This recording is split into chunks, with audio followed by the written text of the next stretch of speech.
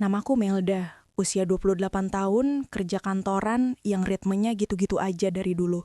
Jam alarm selalu bunyi pukul 6, aku bangun dengan mata setengah terbuka, mandi, sarapan seadanya, lalu berangkat ke kantor dengan perasaan yang udah terprogram otomatis. Datar, nothing special. Rasanya hidupku cuma bergerak lurus tanpa belokan, kayak jalan tol panjang yang gak pernah selesai. Kadang aku berpikir, mungkin hidupku memang diciptakan buat hal-hal biasa, tanpa drama, tanpa kejutan, tanpa cerita yang pantas diceritakan ulang ke siapapun. Sampai akhirnya kantor bikin pengumuman soal program baru yang katanya demi kesehatan pegawai. Namanya Healthy Employee Challenge. Semua orang diharuskan ikut gym minimal 2 kali tiap minggu. Pokoknya wajib. Katanya demi produktivitas, demi kesejahteraan, demi hidup sehat yang lebih balance. Tapi buatku itu cuma tambahan capek. Aku bahkan udah ngerasa ngos-ngosan cuma naik tangga 2 lantai, apalagi disuruh latihan beban atau treadmill. Waktu pengumuman itu dibacain, semua orang punya ekspresi berbeda. Ada yang semangat, ada yang pura-pura semangat demi ngikutin vibe, ada juga yang langsung manyun. Aku termasuk golongan terakhir. Rasanya kayak dipaksa ngelakuin sesuatu yang bukan aku banget. Aku udah kebayang bakal pulang lebih malam, tubuh pegal-pegal, udah gitu besoknya harus kerja lagi. Tapi karena aturannya jelas dan gak bisa ditawar, ya akhirnya aku coba menerima aja. Mau protes juga percuma. Hari pertama aku datang ke gym, aku cuma bisa berdiri di depan pintu kaca besar itu sambil mikir, ini tempat yang bakal aku sambangi 2 kali dalam seminggu. Bau karet dari matras dan suara hantaman barbel ke lantai bikin suasana berasa serius banget, sampai aku agak minder. Semua orang kayak tahu apa yang harus mereka lakukan, sementara aku cuma berdiri sambil ngeliatin sekeliling, bingung harus mulai dari mana. Di situ aku pertama kali lihat dia, Coach Vano. Awalnya aku kira dia cuma staf gym biasa, tapi cara orang-orang manggil dan hormat sama dia bikin aku sadar kalau dia salah satu coach utama di tempat itu. Dia tinggi, bahunya lebar, tapi bukan tipe yang nyermin. Dari jauh aja udah kelihatan kalau dia punya cara ngomong yang tenang, ekspresi wajahnya ramah, dan gak maksa orang buat ngikutin ritme yang bikin takut duluan. Dia nyamperin aku waktu aku cuma berdiri dekat rak dumbbell, pura-pura nyari ukuran yang cocok padahal aku gak tahu harus ambil yang mana. Dia senyum sedikit, bukan senyum yang dilebihin, tapi senyum yang bikin orang merasa nggak perlu jaga jarak. Teh Melda ya? Katanya sambil nyebut namaku seolah kami udah kenal lama. Aku sempat kaget karena dia hafal, mungkin dari daftar pegawai kantor, atau mungkin dia memang punya skill mengingat wajah dan nama orang. Aku mengangguk sambil berusaha terlihat santai, meski sebenarnya aku udah pengen kabur. Iya coach. Dia nggak langsung nyuruh aku angkat beban. Dia malah ngajakin stretching dulu di matras bagian samping. Nada bicaranya pelan, kayak takut suaranya ngagetin aku. Dia nanya hal-hal sederhana kayak kerjaanku apa, biasanya olahraga apa, seberapa sering aku bergerak selain jalan dari meja kerja ke pantry. Waktu dia nanya, Teh Melda biasanya olahraga apa? Aku refleks jawab sambil bercanda. Olahraga mikir coach, kerja tiap hari. Dia ketawa, yang otomatis bikin aku juga ikutan ketawa. Karena jujur suara tawanya enak didengar. Gak terlalu keras, tapi tulus. Dan cara dia menanggapi bercandaanku gak berlebihan. Dia cuma menanggapi secukupnya. Kayak dia memang benar-benar menikmati obrolan kecil itu. Dari situ rasa canggungku mulai hilang. Aku yang sebelumnya pengen buru-buru selesai, tiba-tiba ngerasa latihan pertama itu gak seseram yang aku bayangin. Dia ngajarin aku gerakan-gerakan sederhana, sambil sesekali ngingetin nafas, posisi punggung, dan hal-hal lain yang harus aku jaga. Gak sekalipun dia bikin aku merasa bodoh atau terlalu pemula. Dia ngajarnya kayak ngajarin orang yang baru belajar, tapi dianggap setara, bukan diremehkan. Itu pertama kalinya aku merasa nyaman. Dan itu salah satu hal yang sepadan antara berbahaya dan menyenangkan dalam waktu bersamaan. Aku pulang hari itu dengan badan yang agak pegel, tapi hati yang anehnya hangat. Kayak ada sesuatu yang berubah. Perasaan yang aku sendiri gak bisa jelasin.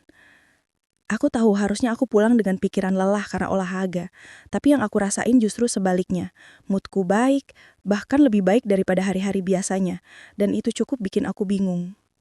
Malam itu aku cerita sedikit ke temanku, Rina yang kantornya beda. Dia tipe orang yang kalau dengar sesuatu pasti ngasih komentar panjang. Aku bilang aku ikut program kantor dan latihan sama coach gym. Dia langsung respon. Hati-hati Mel, coach itu biasanya jago banget bikin orang nyaman. Aku ketawa waktu dengarnya. Kutipan itu cuma aku anggap bercandaan biasa. Tapi setelah aku matiin lampu kamar, aku malah kepikiran lagi. Kenapa aku harus hati-hati? Kan ini cuma program kantor. Yang penting aku ikut dan selesai. Aku nggak punya niat aneh-aneh. Tapi kalimat Rina entah kenapa nempel. Besoknya aku datang ke gym lagi. Jatah wajib 2 kali seminggu kan harus dipenuhi. Dan karena aku orangnya suka ngeberesin tanggung jawab lebih cepat biar nggak ngutang, aku pilih hari-hari pertama. Begitu masuk, aku langsung lihat Vano lagi. Dia sedang bantuin seorang bapak-bapak yang mau ngelakuin chest press. Di sela-sela kesibukannya, matanya sempat ketemu sama mataku. Dia cuma angguk kecil, sambil senyum. Senyum singkat itu entah kenapa bikin aku merasa dilihat sebagai seseorang, bukan cuma peserta biasa. Kalau dipikir-pikir, mungkin itu bagian paling bahaya dari semuanya, merasa diperhatikan. Aku mulai latihan di treadmill sambil pura-pura fokus. Padahal dalam hati aku berharap dia bakal nyamperin aku. Itu aneh, karena baru 2 hari aku latihan. Tapi ada semacam ekspektasi kecil yang tumbuh tanpa aku sadari. Kayak aku nunggu sesuatu yang sebenarnya nggak boleh aku tunggu. Setelah 15 menit treadmill, dia datang dengan gayanya yang tenang. "Udah mulai enak teh?" tanyanya. "Lumayan coach, nggak secapek kemarin," jawabku sambil nahan senyum. Dia bilang aku udah bener, terus ngajakin aku pindah ke bagian lain buat latihan ringan. Dia jelasin gerakan pakai kalimat-kalimat yang gampang banget dimengerti. Sesekali dia benerin posisi tanganku. Dan tiap kali dia mendekat, aku sadar jantungku berdebar sedikit lebih kencang dari biasanya. Bukan karena latihan. Aku tahu penyebabnya apa. Dan itu yang bikin aku sedikit takut sama diriku sendiri. Hari-hari berikutnya, rutinitas gym jadi hal yang aku tunggu. Aku mulai lebih perhatian soal jam pulang kantor biar nggak telat latihan. Aku ngecek jadwal Vano, pura-pura nanya jam berapa coach biasanya datang padahal aku cuma mau menyesuaikan waktu biar bisa barengan. Aku bahkan mulai pilih baju olahraga yang agak lebih rapi. Bukan seksi atau gimana, cuma lebih enak dilihat. Tapi kalau aku jujur ke diriku sendiri, itu karena aku ingin terlihat menyenangkan di matanya. Perhatian kecil dari dia bikin aku merasa dihargai, dan itu jadi hal yang jarang aku dapetin di keseharianku. Bukan karena aku nggak punya siapa-siapa, bukan. Tapi perhatian dengan cara seperti itu, cara yang lembut, hangat, tanpa harus ada kepentingan apa-apa itu jarang. Atau mungkin aku cuma membesarkan semua ini di kepalaku. Ada suatu sore setelah sesi latihan yang lumayan berat, aku duduk di bangku dekat mesin rowing. Nafasku masih ngos-ngosan, keringat mulai dingin, dan aku berusaha minum tanpa kelihatan berantakan. Vano datang dan duduk di sebelahku, tapi tetap jaga jarak sopan. "Selama ini kerja terus ya teh? Jarang olahraga?" tanyanya tiba-tiba. "Kelihatan banget," balesku sambil nyengir. "Enggak kok, cuma kelihatan kalau teh itu tipe yang suka nahan capek sendiri."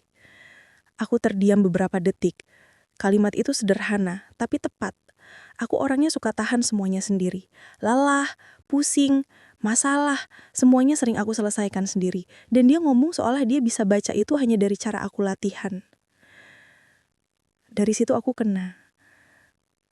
Bukan kena jatuh cinta, belum.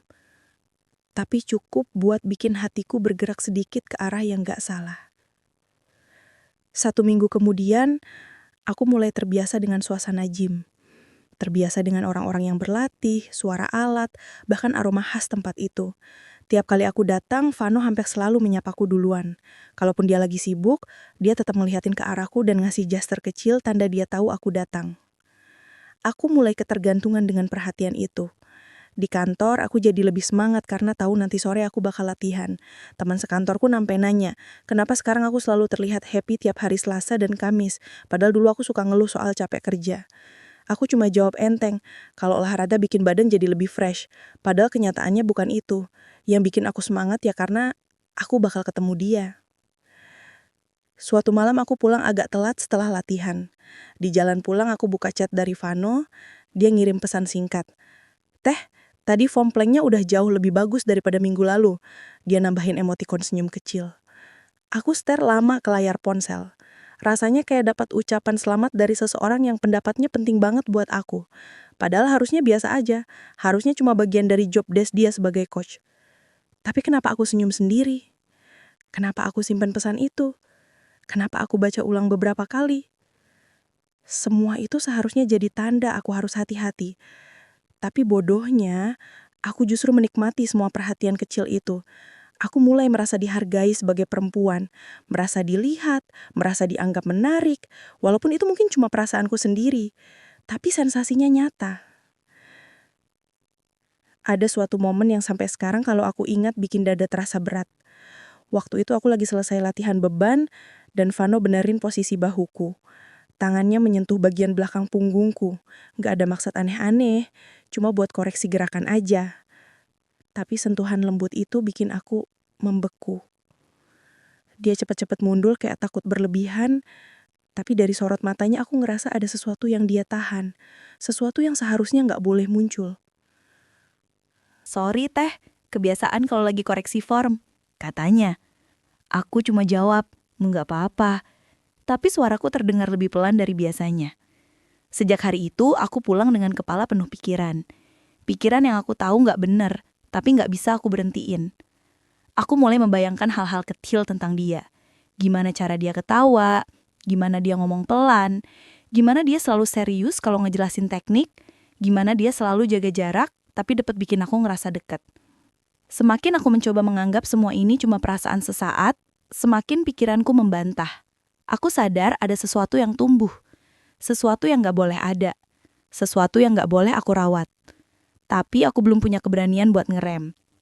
Ada satu malam aku susah tidur. Aku bolak-balik di kasur sambil mikir apa sebenarnya yang aku cari dari semua ini. Bukannya aku gak bahagia dengan hidupku, tapi entah kenapa, pertemuan dengan Vano bikin aku ngerasa kayak dibuka lagi bagian dari diriku yang udah lama mati. Bagian yang pengen diperhatikan, bagian yang pengen dianggap berharga, bagian yang suka deg-degan atas hal-hal kecil. Paginya aku bangun dengan kepala berat, tapi anehnya, aku tetap siap buat datang latihan. Kayak ada magnet yang narik aku ke tempat itu. Seakan ada versi diriku yang baru, versi yang nyari validasi dari seorang coach yang bahkan baru aku kenal beberapa minggu. Dan itulah awal dari semuanya. Awal yang aku kira cuma sepele. Awal yang sebenarnya sudah menarik aku masuk ke wilayah yang gak seharusnya aku pijak. Awal yang bikin aku gak sadar kalau aku sedang melangkah ke arah yang bisa merusak semua hal baik dalam hidupku. Semuanya bermula dari satu hal sederhana, merasa nyaman. Nyaman yang harusnya gak aku rasain sama orang lain. Nyaman yang akhirnya berkembang jadi sesuatu yang jauh lebih rumit.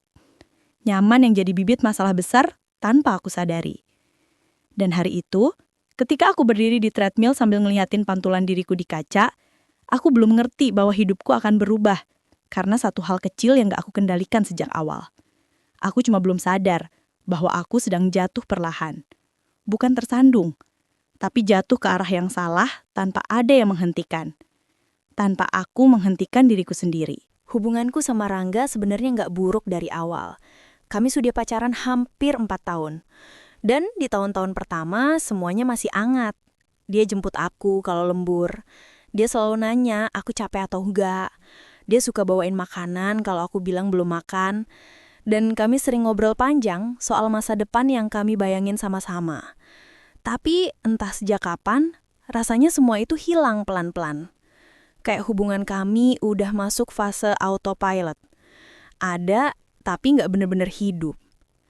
Rangga makin sibuk kerja, dan aku awalnya ngerti. Semua orang juga punya fase butuh fokus. Fase di mana tuntutan kantor lagi tinggi. Tapi lama-lama, kesibukan itu berubah jadi kebiasaan. Chatnya makin pendek, telepon makin jarang. Dan waktu ketemuan pun dia lebih sering megang laptop daripada ngobrol sama aku. Aku pernah nanya baik-baik, "Kamu lagi kenapa sih? Kita jarang ngobrol." Dia cuma jawab cepet, "Capek, banyak kerjaan." Dan setelah itu, dia balik fokus ke layar laptop kayak aku nggak ada di ruangan itu. Aku duduk di sebelahnya, diem, berharap dia sadar aku butuh didengar. Tapi dia tetap tenggelam dalam dunianya. Sampai akhirnya, aku berhenti usaha. Aku berhenti nanya, aku berhenti minta waktu, aku berhenti berharap diprioritaskan. Bukan karena aku nggak peduli, tapi capek rasanya mengulang hal yang sama tanpa hasil. Lalu, Jim datang dalam hidupku. Atau lebih tepatnya, Vano masuk dalam rutinitasku. Dan perhatian kecil dari dia terasa seperti sesuatu yang sudah lama hilang, sesuatu yang hampir aku lupa rasanya. Setiap kali aku datang, dia selalu tahu apa yang berubah dari wajahku. Ada hari-hari di mana mataku sedikit bengkak karena kurang tidur, entah karena stres atau karena habis bertengkar kecil sama Rangga. Vano langsung bilang, "Teh, hari ini latihan yang ringan aja, Teh. Kayaknya kamu butuh istirahat lebih dari tenaga." Ada hari-hari di mana aku terlihat lemas. Dia bilang, "Jangan maksa, badan Teteh nggak bohong, pelan-pelan aja."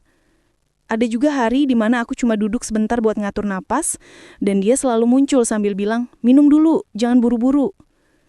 Hal-hal sepele yang dulu mungkin sering aku dapatkan dari Rangga. Tapi sekarang sudah nggak ada. Jadi perhatiannya sebesar biji pasir pun terasa berarti buatku. Dan itu yang bikin aku khawatir. Bukan salah Vano, yang perhatian, salahnya ada di aku, yang mulai membandingkan perhatian seorang coach dengan pacarku sendiri. Salahnya ada di perasaanku yang diam-diam mulai bergerak ke arah yang aku tahu nggak boleh. Aku mulai cari alasan buat ke gym. Jadwal kantor wajib 2 kali seminggu, tapi aku datang 4 kali, kadang 5. Kadang cuma buat stretching doang, kadang cuma buat ngecek apakah Vano ada di sana. Kadang cuma buat ngerasain suasana tempat itu karena entah kenapa, aku merasa lebih dihargai di sana daripada di rumah. Suatu malam, latihan sudah hampir selesai. Gym lumayan sepi, tinggal beberapa orang yang sibuk sama alat masing-masing. Vano ngelihat aku lagi latihan shoulder press, tapi gerakanku udah mulai berantakan karena pikiranku kacau. Aku lagi kepikiran obrolan terakhir sama Rangga yang berakhir dengan diam-diaman. Dia bilang aku terlalu sensitif. Aku bilang dia terlalu dingin. Nggak ada solusi apapun. Cuma 2 orang yang saling merasa benar tanpa mau kompromi. Vano nyamperin aku dengan ekspresi serius tapi lembut. "Teh, stop dulu. Bahunya udah mulai turun. Kayaknya kamu lagi kepikiran sesuatu," katanya pelan. Aku taruh dumbbell ke lantai, napasku berat. Bukan karena latihan, tapi karena tiba-tiba dadaku terasa sesak. "Kelihatan banget ya?" tanyaku sambil berusaha senyum. "Kelihatan kalau Teteh lagi capek. Beda sama capek fisik," balesnya, tanpa menghakimi sedikit pun. Ada jeda sebentar sebelum dia lanjut ngomong. "Kalau ada yang bikin Teteh kepikiran, cerita aja. Badan sehat itu bareng mental sehat." Ucapan itu sederhana, tapi efeknya luar biasa. Kayak ada pintu yang kebuka di dalam diriku. Pintu yang seharusnya tetap tertutup rapat. Dan bodohnya aku, tanpa mikir panjang, aku mulai cerita. Awalnya pelan-pelan, tentang aku dan Rangga. Tentang kami yang makin jarang ngobrol. Tentang aku yang ngerasa kayak cuma figur tambahan dalam hidupnya. Tentang aku yang rindu diperhatiin tapi malu buat minta. Tentang pertengkaran kecil yang lama-lama jadi jurang. Vano dengerin semuanya tanpa motong. Dia duduk agak miring ke arahku, tapi tetap jaga batas. Ekspresinya serius, tapi hangat. Tatapannya fokus dan gak kelihatan kayak pura-pura peduli. Beda banget dengan cara Rangga dengerin aku kalau aku cerita. Rangga seringnya setengah-setengah. Kadang sambil scroll HP. Kadang sambil ngetik email. Kadang cuma jawab singkat tanpa nyimak bener-bener. Sementara Vano, dia dengerin. Gak nyelah, gak ngejudge, gak ngasih solusi sok bijak. Cuma dengerin. Dan itu lebih dari cukup buat bikin aku runtuh. Aku bahkan cerita hal-hal yang gak pernah aku rencanakan buat diucapkan. Tentang rasa sepi, tentang ketakutan kalau aku dan Rangga sebenarnya sudah selesai, tapi kami cuma bertahan karena kebiasaan. Tentang aku yang capek ngerasa sendirian di hubungan yang seharusnya punya 2 orang. Setelah aku selesai, dia tarik napas pelan. "Teh," ucapnya lembut. Aku menunggu kelanjutan kalimat itu dengan jantung deg-degan, entah kenapa. Kadang kita capek bukan karena hubungan itu salah, tapi karena terlalu banyak hal yang kita tahan sendiri, katanya. Aku terdiam. Dia lanjut bicara.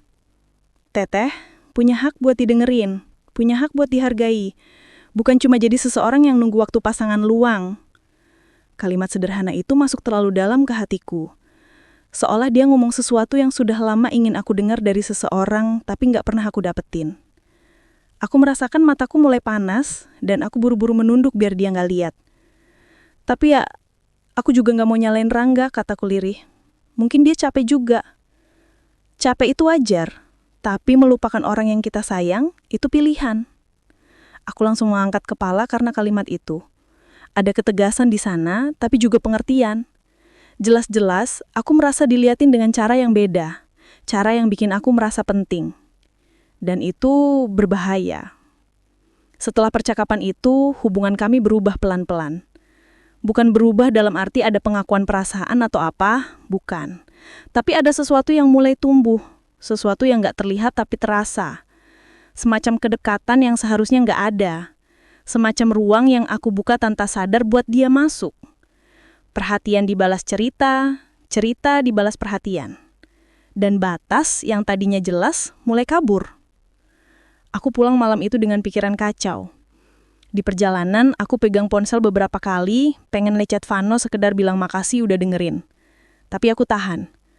Aku tahu, kalau aku mulai chattingan, semuanya akan makin runyam. Tapi ternyata aku gak perlu memulai. Karena dia yang duluan kirim pesan. Cuma 1 kalimat, tapi cukup buat bikin aku berhenti di pinggir jalan. Teh, makasih udah percaya cerita. Istirahat yang cukup malam ini. Kalimat itu aku baca berulang-ulang. Rasanya ada yang hangat, tapi juga ada rasa takut. Karena perhatian hangat itu datang dari orang yang gak seharusnya. Dan malam itu, untuk pertama kalinya sejak lama, aku tidur sambil kepikiran seseorang yang bukan Rangga.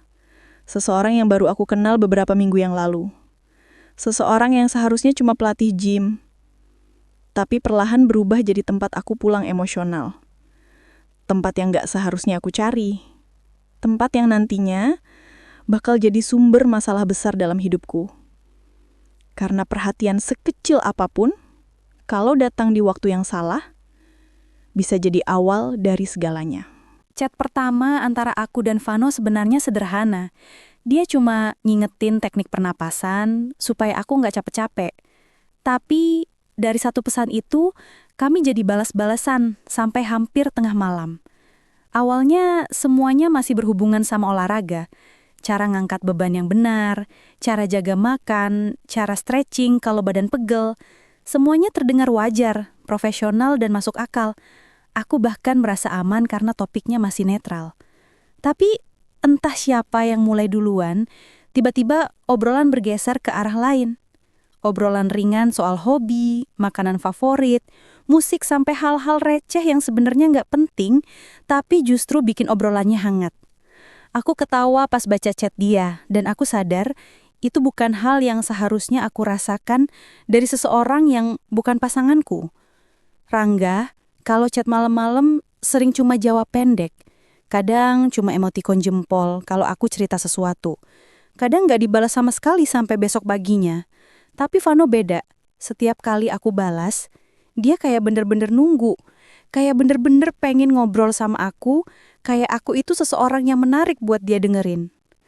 Malam itu menjelang jam 1, dia nanya sesuatu yang bikin aku berhenti lama sebelum berani balas. Teteh, kok rasanya kamu sering mikirin banyak hal? Kerjaan atau yang lain? Aku terdiam menatap layar. Jantungku berdetak cepat. Dia cukup peka buat ngerasa ada yang salah, dan itu bikin aku gugup. Tapi aku juga pengen didengerin lagi. Dan akhirnya aku cuma jawab, banyak hal, tapi gak apa-apa. Dia balas cepet. Gak apa-apa itu justru biasanya lagi gak apa-apa, Teh. Aku tersenyum kecil tanpa sadar. Seseorang peduli dengan cara yang selama ini gak aku dapetin. Dan itu yang bikin semuanya makin kacau. Keesokan harinya aku datang ke gym seperti biasa. Tapi ada sesuatu yang beda di antara kami. Cara dia menyapa, cara dia melihat aku, bahkan cara dia nunjukin gerakan pun terasa lebih dekat dari biasanya. Bukan dekat fisik dulu, tapi dekat secara rasa. Dan itu jauh lebih berbahaya. Sampai akhirnya malam itu dia kirim pesan yang membuatku berhenti lama sebelum berani buka. Teteh, besok kita private training ya. Progresnya bagus. Sayang kalau hilang. Aku baca berkali-kali. Jujur, aku tahu itu bukan kalimat yang salah. Private training itu hal biasa buat member gym yang butuh fokus. Tapi aku juga tahu, di balik kata-kata itu, ada sesuatu yang lain. Sesuatu yang udah lama terbangun di antara kami, tapi sama-sama pura-pura nggak sadar. Aku sempat ngetik, nggak usah coach, saya ikut kelas biasa aja. Tapi aku hapus. Lalu ngetik lagi, lalu hapus lagi. Sampai akhirnya aku cuma balas, oke. Aku kirim pesan itu sambil menahan napas panjang, bukan karena takut, tapi karena aku tahu aku sedang membuka pintu yang seharusnya tetap terkunci. Besok malamnya, gym agak sepi. Musik pelan mengalun, lampu sedikit redup karena jam operasional hampir selesai. Suasananya jauh lebih pribadi daripada biasanya. Saat aku masuk, Vanu sudah nunggu di bagian ruang latihan fungsional. Dia senyum tipis sambil bilang, "Teteh, siap?" Aku jawab pelan, "Siap." Sesi itu dimulai normal. Stretching, pemanasan, sedikit latihan beban. Tapi aku sadar, kami ngobrol lebih banyak daripada olahraga. Dia bercerita tentang masa kecilnya yang susah, tentang mimpinya yang belum tercapai, tentang keluarganya yang jauh. Aku juga cerita tentang kehidupanku, tentang rutinitas kantorku yang monoton, tentang hubungan yang makin hambar, tentang rasa kesepian yang sudah lama aku pendam. Semua obrolan itu terasa terlalu mudah keluar, terlalu nyaman, terlalu dekat. Sampai akhirnya ada satu momen yang membuat napasku berhenti sejenak. Aku lagi latihan dengan resistance band. Gerakannya harus ditarik ke belakang dan posisi bahuku memang sering salah. Tiba-tiba, dia berdiri di belakangku. Tangannya naik ke bahuku, membenarkan posisi. Sentuhannya pelan tapi cukup buat bikin tubuhku kaku. Jaraknya terlalu dekat. Napasnya bahkan terasa di belakang telingaku. "Gini teh, jangan dinaikin terlalu tinggi, bahunya rileks," ucapnya pelan, hampir berbisik. Aku tahu seharusnya aku mundur. Seharusnya aku bilang aku bisa sendiri. Seharusnya aku melangkah pergi. Tapi tubuhku hanya diam. Diam yang salah, tapi diam yang terus terjadi. Ada jeda singkat, cuma beberapa detik, tapi rasanya panjang sekali. Kami sama-sama gak ngomong apa-apa. Cuma berdiri terlalu dekat, terlalu lama, terlalu salah. Aku merasakan dada berdebar dengan ritme yang gak karuan. Bukan takut, lebih kecampuran rasa yang gak seharusnya aku rasakan. Dan saat aku menoleh sedikit, mata kami sempat bertemu. Sekilas, tapi cukup buat meruntuhkan benteng pertahananku. Udah, setelah itu, semuanya terjadi begitu saja. Bukan dipaksa, bukan direncanakan, bukan karena kami gak tahu itu salah. Justru sebaliknya, karena kami tahu itu salah, tapi tetap membiarkannya terjadi. Sesi private training malam itu berakhir tanpa adanya latihan-latihan yang tersisa. Yang tersisa hanya rasa bersalah yang menempel di seluruh tubuhku. Saat aku keluar dari gym, rasanya kakiku lemes. Semua langkahnya berat. Udara malam tiba-tiba terasa dingin menusuk seperti sedang menghakimi pilihan bodoh yang baru aku lakukan. Aku nangis. Bukan karena terpaksa, bukan karena disakiti, bukan karena diperlakukan buruk, tapi karena aku sadar, malam itu aku sendiri yang memilih menginjak batas yang seharusnya aku jaga mati-matian. Aku merasa jijik sama diriku sendiri, merasa bersalah pada Rangga yang mungkin sedang lembur, gak tahu apa yang terjadi. Merasa marah pada diriku yang terlalu lemah menghadapi perhatian kecil. Merasa bodoh karena membiarkan diriku terseret ke dalam situasi yang akhirnya aku ciptakan sendiri. Aku duduk lama di atas motor, sebelum akhirnya mampu pulang. Tapi sepanjang jalan, aku merasa seperti dibuntuti rasa bersalah yang gak mau pergi. Setiap lampu jalan yang kulalui kayak menerangi dosa yang baru aku buat. Dan aku tahu, malam itu hanya permulaan. Ada harga besar yang harus aku bayar. Karena sekali batas itu dilewati, gak ada cara kembali tanpa luka. Dan aku takut, luka itu bukan cuma milikku. Hubungan aku dan Vano sebenarnya belum lama, tapi intensnya gak kira-kira. Kami ketemu beberapa kali seminggu atas nama latihan, tapi kenyataannya lebih sering ngobrol daripada olahraga. Kadang habis sesi kami duduk di kursi dekat vending machine, cuma buat ngebahas hal-hal kecil yang sebenarnya gak penting. Tapi entah kenapa, selalu terasa dekat. Kadang juga dia nawarin makan di warung seberang. Bilangnya, supaya aku nggak pulang dalam keadaan kelaparan habis olahraga. Tapi aku tahu maksudnya bukan cuma itu. Dan bodohnya, aku menikmati semua itu. Chat kami juga makin sering. Awalnya dia cuma ingetin, jangan lupa stretching di rumah. Lalu berkembang ke, Teteh kelihatan capek, kerjaan berat ya? Dan akhirnya berubah jadi, aku ngerasa lebih tenang kalau bisa cerita sama Teteh. Dari situ semuanya makin masuk ke wilayah yang salah. Aku tahu ini udah melewati batas orang yang cuma sekedar coach dan klien. Tapi aku terusin juga. Alasannya sederhana, tapi memalukan. Aku butuh perhatian, dan Vano ngasih itu tanpa aku harus minta. Sampai akhirnya, semua itu runtuh cuma karena satu momen kecil yang direkam dari sudut yang salah. Hari itu aku selesai private training lumayan malam. Gym hampir sepi, tinggal beberapa orang yang sibuk dengan dunianya masing-masing. Setelah cool down, aku dan Vano duduk di kursi panjang dekat jendela besar. Lampunya nggak terlalu terang, kadang terlihat kayak ruangan semi-privat. Kami ngobrol sambil minum. Dia nanya kabar kerjaku. Aku cerita sedikit tentang tekanan di kantor, dan Vano cuma dengerin sambil sesekali bilang, Teteh tuh terlalu keras sama diri sendiri. Di titik itu jarak kami terlalu dekat. Bukan pelukan, bukan pegangan tangan, tapi kalau ada yang ngeliat, pasti mikir macam-macam.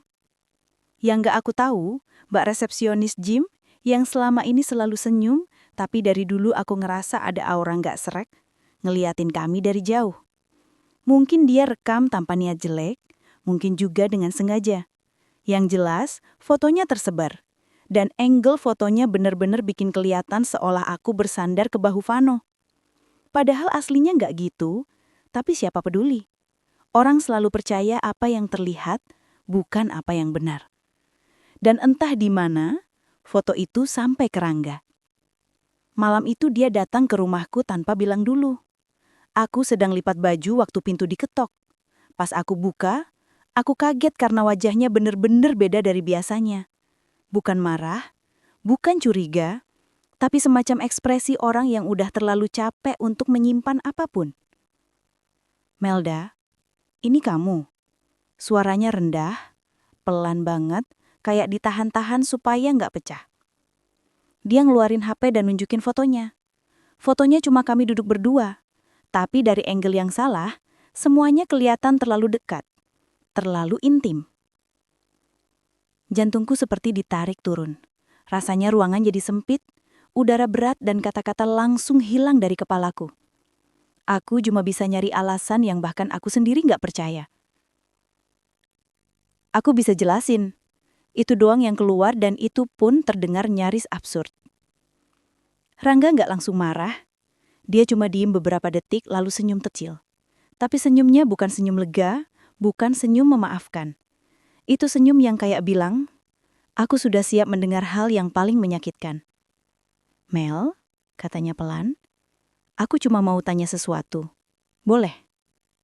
Aku nggak bisa jawab apapun, cuma mengangguk pelan. Kenapa masalah kita kamu ceritain ke orang lain? Kenapa bukan ke aku?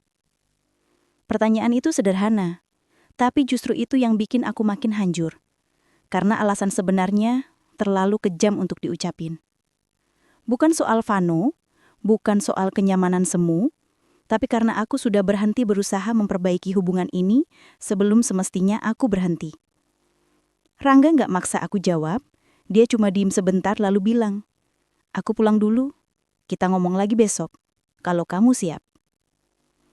Dia berdiri, ambil kuncinya dan keluar dari rumah tanpa lihat ke belakang.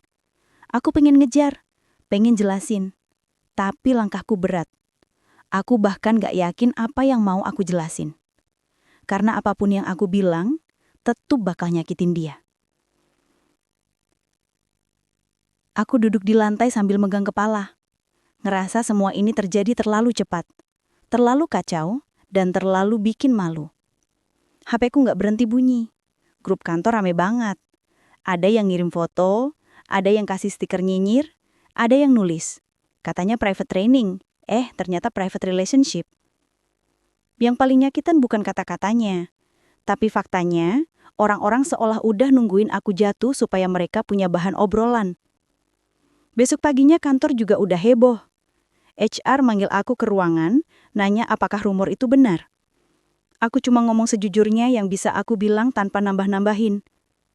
Aku salah, tapi bukan seperti yang kalian kira. Mereka cuma ngangguk, tapi aku bisa lihat sendiri dari mata-mata yang memandangiku sepanjang hari. Ada yang pura-pura simpati, ada yang jelas-jelas ngegosip. Setiap aku lewat, suara bisik-bisik bermunculan kayak angin kecil yang sengaja diarahkan ke telingaku. Di gym juga sama, beberapa member yang biasanya sopan, sekarang cuma ngeliatin dengan tatapan menilai. Mbak resepsionis itu cuma senyum tipis seolah dia tahu bahwa foto dari tangannya itu sudah bikin hidupku jungkir balik. Vano nyamperin aku dan bilang dia juga kaget fotonya nyebar. Dia minta maaf, bilang dia nggak nyangka situasi bakal kacau. Tapi sejujurnya, aku nggak lagi butuh kata maaf dari dia. Semuanya sudah terlanjur pecah. Di hari itu, aku cuma bisa ngerasain betapa kerasnya tamparan dari kebohongan yang aku pikir kecil. Satu foto, satu momen, satu langkah yang aku biarkan melewati batas dan semua yang aku punya runtuh dalam semalam. Dan aku sadar sesuatu yang lebih pahit dari semuanya. Kebohongan itu bukan pertama kali kebongkar. Aku cuma baru menerima konsekuensinya sekarang. Setelah semuanya terbongkar, langkah pertama yang aku ambil adalah berhenti dari gym. Bukan karena aku benci tempat itu, atau karena Vano. Tapi karena setiap sudut gym itu tiba-tiba berubah jadi pengingat betapa mudahnya aku melangkah ke arah yang harusnya nggak aku tuju.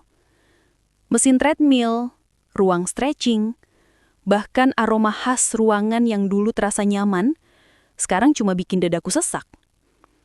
Aku nggak mau lagi ada di tempat di mana aku mulai kehilangan kompas dalam diriku sendiri. Chat sama Vano berhenti begitu saja.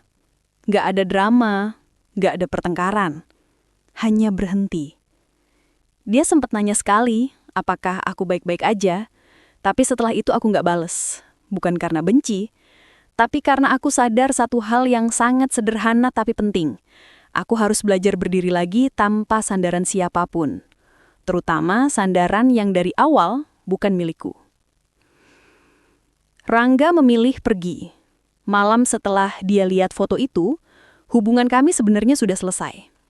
Bukan karena putus resmi, tapi karena ada sesuatu di matanya yang memudar. Sesuatu yang dulu selalu membuatku ngerasa aman. Dia bilang dia butuh waktu buat sembuh. Bukan marah, bukan benci. Cuma patah. Dan patah yang seperti itu jauh lebih menyakitkan daripada kemarahan paling besar sekalipun. Aku nggak punya hak buat maksa dia bertahan. Nggak ada alasan moral yang bisa aku pakai untuk bilang kita perbaiki bareng-bareng.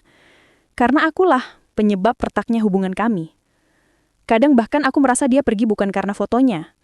Tapi karena dia sadar, aku sudah nggak memperjuangkan hubungan ini sebelum masalahnya muncul.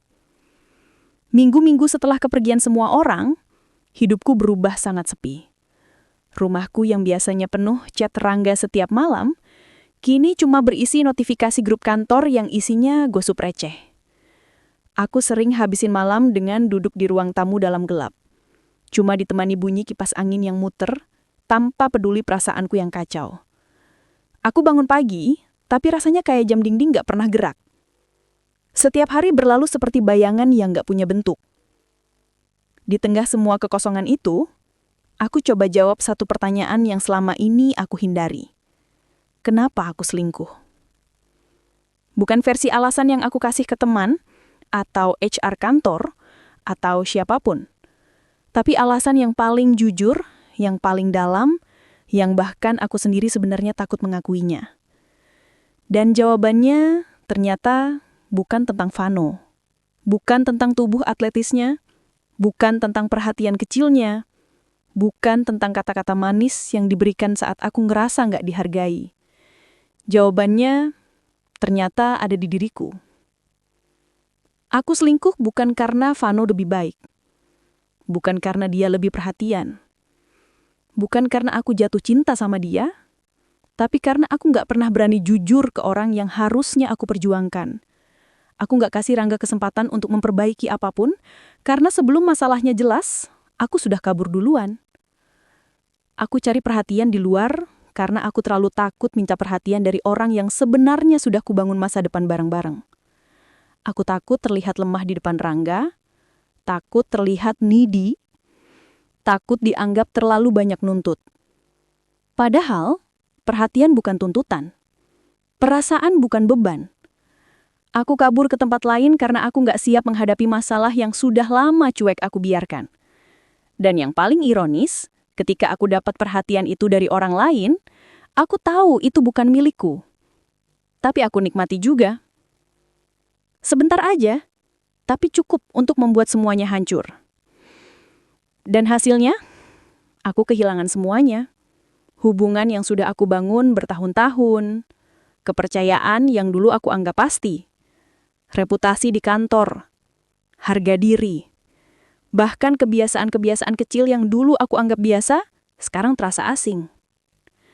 Gak ada lagi suara Rangga yang nanya aku udah makan atau belum, gak ada lagi telepon sebelum tidur, gak ada lagi pesan singkat yang kelihatannya sederhana tapi ternyata berarti besar. Di tengah semua itu, akhirnya aku belajar hal paling penting dalam hidupku. Hal yang sebenarnya sederhana, tapi sering dilewatkan oleh banyak orang. Hubungan itu bukan tentang siapa yang paling perhatian, siapa yang paling romantis, atau siapa yang paling sering ngasih kejutan. Hubungan itu bertahan karena dua orang mau saling ngomong, bahkan kalau kata-katanya pahit, bahkan kalau takut salah paham, bahkan kalau hati lagi nggak seimbang. Hubungan hancur bukan karena kurang sempurna, tapi karena kurang komunikasi. Karena dua orang mulai berhenti bilang apa yang mereka rasain, berhenti cerita tentang hal-hal kecil yang sebenarnya bisa dicegah kalau diomongin dari awal. Karena dua hati yang dulunya dekat mulai renggang, dan celah kecil itu diisi orang lain. Bukan karena orang lain lebih baik, tapi karena celahnya dibiarkan terbuka terlalu lama. Aku baru sadar bahwa selingkuh itu bukan cuma merusak hubungan, tapi juga merusak diri sendiri. Ada bagian dalam diriku yang dulu aku banggakan, bagian yang jujur, setia, dan punya prinsip, yang hilang karena aku sendiri yang buang. Dan bagian itu susah banget buat aku temuin lagi. Kalau orang lain kecewa, mereka bisa pergi. Tapi aku harus hidup dengan diriku sendiri setiap hari. Dengan rasa bersalah, rasa malu, rasa kehilangan. Dan semua itu gak sembuh dalam seminggu, sebulan, atau setahun. Kadang aku mikir, kalau aja aku berani ngomong sama Rangga dari awal, mungkin kami masih bareng. Mungkin kami bisa baikan. Mungkin kami bisa belajar lebih dewasa. Tapi penyesalan gak bisa ngubah apapun. Yang bisa aku lakuin, cuma terima, belajar, dan gak ngulangin hal yang sama ke depannya. Sekarang, aku sedang membangun ulang diriku pelan-pelan.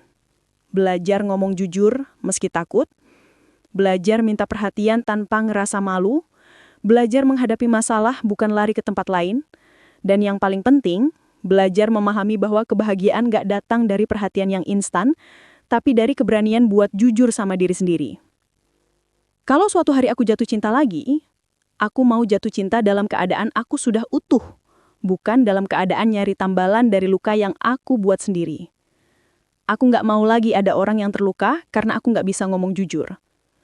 Aku nggak mau lagi merusak hati orang lain hanya karena aku takut menyampaikan isi hatiku.